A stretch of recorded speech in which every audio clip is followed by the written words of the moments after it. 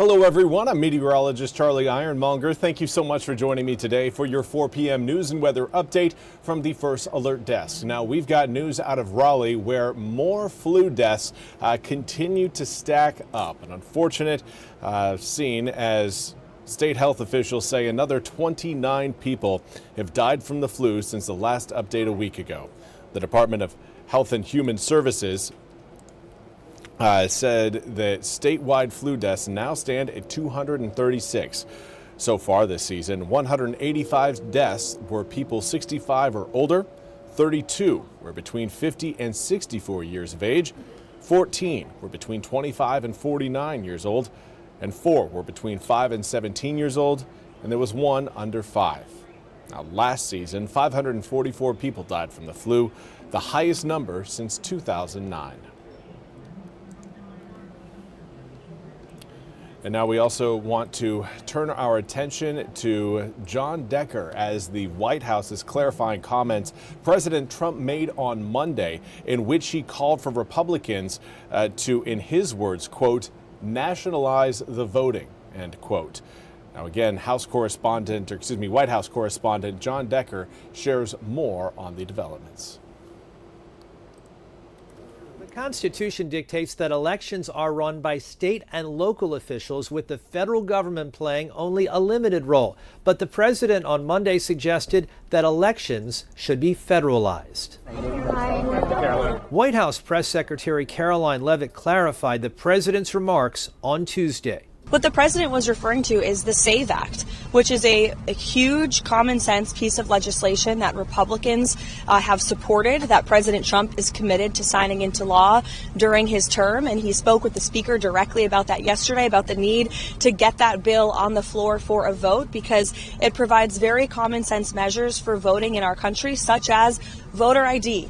The SAVE Act is a proposal to require documentary proof of U.S. citizenship to vote in elections, and Leavitt made clear that the president understands that Article 1, Section 4 of the Constitution bars a federal takeover of elections. The president believes in the United States Constitution. However, he believes there has obviously been a lot of fraud and irregularities that have taken place in American elections. And again, voter ID is a highly popular and common sense policy that the president wants to pursue, and he wants to pass legislation to make that happen for all states across the country. Senate Majority Leader John Thune said Tuesday that he does not support federalizing elections, saying it's a constitutional issue. In order to make changes to the administration of elections, Congress would need to approve that.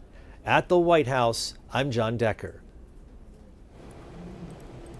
Well, thank you, John, for that report. We now turn to your weather forecast, and rain showers sweeping across the east as we speak right now. Going to continue to see a lot of these drops continue overnight tonight into tomorrow morning. Now, we're already starting to see some snowflakes coming down in the western part of the state. Boone right now seeing a little bit of a rain, sleet, snow mixture. That mixture, that's coming to eastern North Carolina as we head into tomorrow morning. Yeah, we got to get past midnight tonight before we see those air temperatures start to come down. Let's take a zoomed in look at eastern North Carolina. And again, right now we've got most of the east, light to moderate rain showers. A little bit of a dry patch currently moving over portions of down east Carteret County, but don't worry, you guys are going to get back in the rain sooner versus later. For tonight, again, the light wintry mix is expected to show up once we get past midnight tonight. Could end up giving us about 1/10 of an inch of ice across most of the east, save for the immediate coast. And we could also see a dusting of snow, waking up perhaps to a few snowflakes actually coming down. Now, are we going to see that snow accumulate into the type of situation we had last weekend? No, not even close. As far as accumulations go, we may get a few areas up to maybe an inch, but that's it. This is a dusting, more of an ice event than anything else. So air temperatures are going to play a crucial role in tonight's forecast. Right now, many of us are seeing air temperatures dip out of the 40s and into the 30s. Those of you watching a little closer to the water, or a little bit further south, again, still seeing the low to mid 40s. We've got 45 degrees in Jacksonville along with Beaufort, 43 in Kenansville, 42 in Hatteras along with New Bern. Now, winds out of the northeast will hold at about this level for the rest of tonight. You're not going to see again the super strong winds we had last weekend, but we will see those wind speeds at least hold steady, may increase a little bit as that area of low pressure gets closer to eastern North Carolina. But so long as it moves down to our south, it opens us up again to that opportunity for some wintry precipitation, largely because that backside of that low is very cold. You've got cold air, you've got moisture. Well, guess what? You're probably going to end up with some sort of wintry precipitation. And that's exactly what we're looking at again, starting early Thursday morning and then finishing probably around lunchtime, kind of midday on Thursday.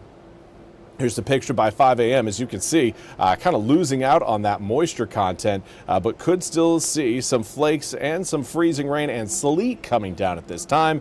This is 5 a.m. tomorrow morning. Let's advance it a little bit further. And again, you see still hanging on to a few flakes around eastern North Carolina, not getting rid of them completely. But again, those little spot flake, I don't want to call them showers, but little zones of light precipitation that could come down as snowfall. Those again are looking few and far between and certainly not widespread. So let's again take a more zoomed in look at eastern North Carolina's forecast for tonight. By 6 a.m. early Thursday morning, starting to again see air temperatures come down below 32 degrees. I do think we'll probably be a little bit colder than what air temperatures are suggesting here on this map, but not too far off. I'd anticipate upper 20s to low 30s throughout many inland areas. Those of you along the coast, most likely low to mid 30s by this point.